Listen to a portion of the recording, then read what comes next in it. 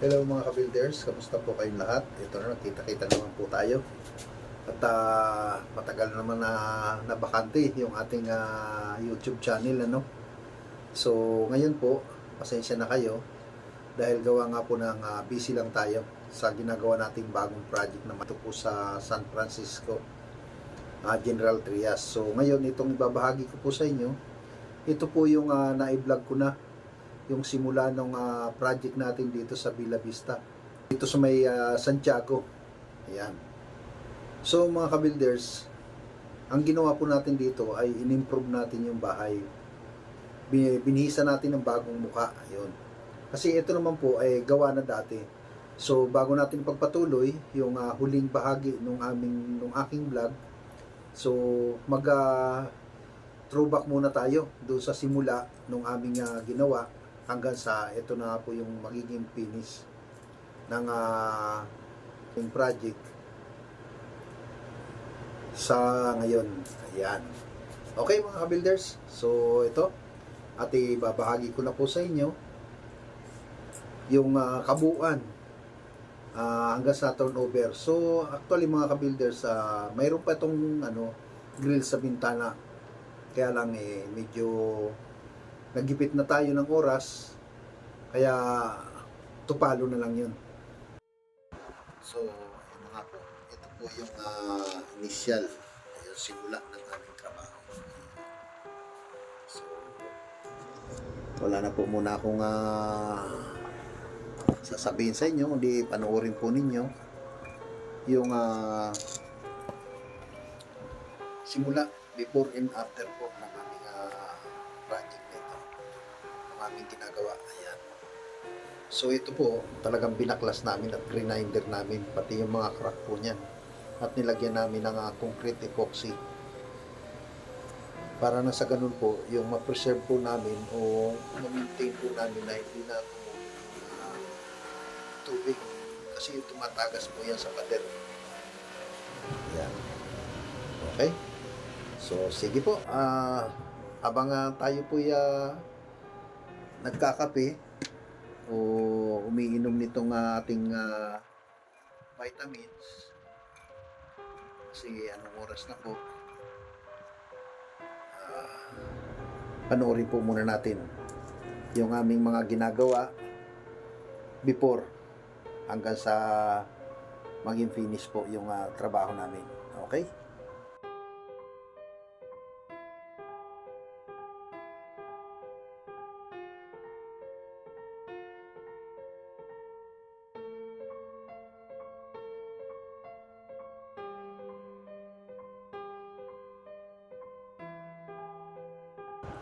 So, ayan mga pala mga ka-builders, kami na rin po yung gumagawa ng aluminum, yung mga sliding window, sliding door, screen door.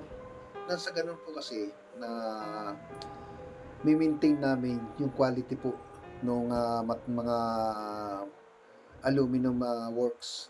Ayan. Kahit na po yung iron works. So, kami na rin po yung gumagawa niyan. Hindi na po namin pinagagawa sa iba dahil isa pa po, kung magkaroon po ng problema, yung back job. So, mas madali po namin magawa. Ayan. So, ayan na nga po mga ka-builders. Doon nga po pala sa mga nagtatanong tungkol sa kung magkano daw ba ang nauubos o ginagastos sa pagpapagawa ng interior. So, masasabi ko lang po dyan, ay depende po yan sa gagawin. Unang-una yung sukat po, kailangan sukatan. Unang-una, ano bang klase ng partisyon, ano bang klase ng ceiling, ano bang materialis ang gagamitin namin sa pinto. So, kailangan po yan detalyado. Ayan. Kasi unang-una po sa lahat, yung sukat po, yung area po ng paglalagyan. Doon po tayo bumabase sa presyo kung magkano po ang nauubos sa pagpaparenovate o pagpapagawa ng partition. Okay po? So, doon naman po sa gustong magpa-quote o magpa-estimate, wala pong problema yan. Depende po kung saan kayo nandoon, So, kailangan lang po natin dyan, halimbawa, ang lugar nyo ay nasa Teresa o nasa Rizal. So, kailangan mo naman po natin dyan ng mga miscellaneous katulad ng panggasolina, kung talagang willing po kayo na magpagawa po ng inyong unit at interesado po kayo. Yun naman po ay deductible naman po. Nababawas po naman po natin yan doon sa kontrata. Halimbawa, magkasundo naman po tayo, doon po natin ibabawas yan sa kontrata.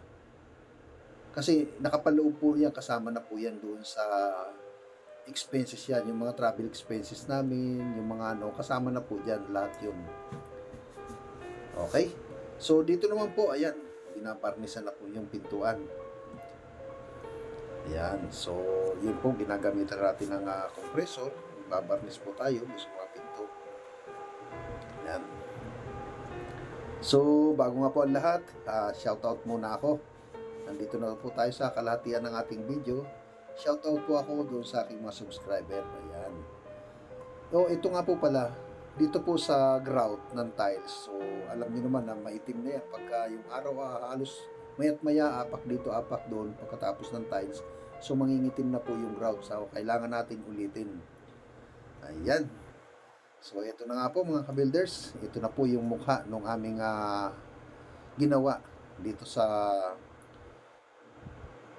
Villa Vista ng Santiago.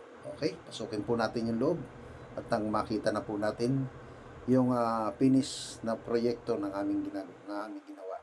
Ayan. Ito na po, yung mga tiles niya. Mayroon na po kaming mga accent sa harapan. May screen door na, kinabitan namin. Tapos barnisado na po yung pintuan niya. May kublight. Tapos dito naman po sa hagdan natin, yung hagdan po natin na yan, may groove po yan. At saka hindi po siya madulas dahil delikado. Yan. Okay. So ito, may drop light na. So kompleto na po yan, mga accessories niya. Nakakabit na po lahat. Yan. O, isa pa nga po pala mga ka-builders. Lalo na doon sa nagpapakot po. May mga inclusion at saka exclusion po. Doon sa mga bagay na kung isang gusto nilang makatipid, so mayroong mga bagay na hindi na sinasama namin sa kontrata. Katulad na po ng accessories. Yung ilaw po, ayan. Mga lighting na yan. Hindi na namin sinasama sa kontrata yan dahil gawa nga po na kung kami bibili ng materialis, tapos hindi naman magustuhan, so wala. Mababaliwala lang po. So, kailangan, labas na po yan sa kontrata namin. Yung accessories na yan. Okay po. So, ito naman nga po. Ito na po yung kinalabasan ng aming gawa dito po sa Santiago. Dito po yan sa General Trias, Cavite. Ayan, Villa Vista Subdivision. Yun. So, ito pong unit na ito, may 2 kwarto. Ang sukat po ng lote na ito is nasa halos 70, 69 yata, 60, ganun. So, hindi ko na po kinuha yung eksaktong sukat ng bahay o ng lote niya, ang property, gawa nga po ng ang ginawa lang namin dito yung loob. Ayan. So, yung ibang part nito, additional na lang po. Ayan mga ka-builders. Sana po, naliwanagan po kayo din doon sa binanggit ko po, tungkol po doon sa pagpapakot ng pagpapagawa ng interior. Partition, ceiling, painting, lahat na po. So, naliwanagan po sana kayo. Kasi dumidepende po tayo dyan. Hindi po tayo maghuhula na pag sinabi po ninyo na magkano ang paggawa doon, kailangan po talaga dyan site visit. Yun lang po. Kailangan po talaga dyan site visit. Kahit saan po kayo nandoon, pwede po natin puntahan yan. Basta po magkasundo tayo doon sa kailangan po mayroong travel expenses miscellaneous po. So, yun naman po ay binabawas natin doon sa kontrata. Kung halimbawa, magkasundo tayo at magpapagawa kayo, bawas po yun sa kontrata. Regarding naman po sa plano, pwede naman po tayo mag-design, magbigay sa inyo ng design. So, ito na po yung kanyang kusina at saka yung kanyang CR. Ayan, mga ka-builders. So, malinis na. Yun. May kublight pa po yung CR niya. Para na sa ganun po, ay maliwanag po siya kahit nawala na yung center light. Ayan. So, yun nga po, katulad nga po ng nasabi ko, kung kahit saan po kayo, pwede po pa kayo magpa-site visit po. Basta po yun, masasabi ko lang po, kailangan po natin ng travel expenses. So, panggasolina man lang, nang sa ganun po wala naman po tayong hassle. Ayan. So, doon lang po sa mga interesado, kung hindi naman po talaga kaya ng budget, wala na po tayong magagawa. Kundi matutulungan ko pa rin po kayo na kung magkano lang po ang inyong budget, pagkakasyahin po natin yan. Ako pong bahala riyan sa mga bagay na yan. Dahil isasuggest ko po sa inyo kung ano yung mga priority at pangunahing dapat gawin. Okay, salamat po.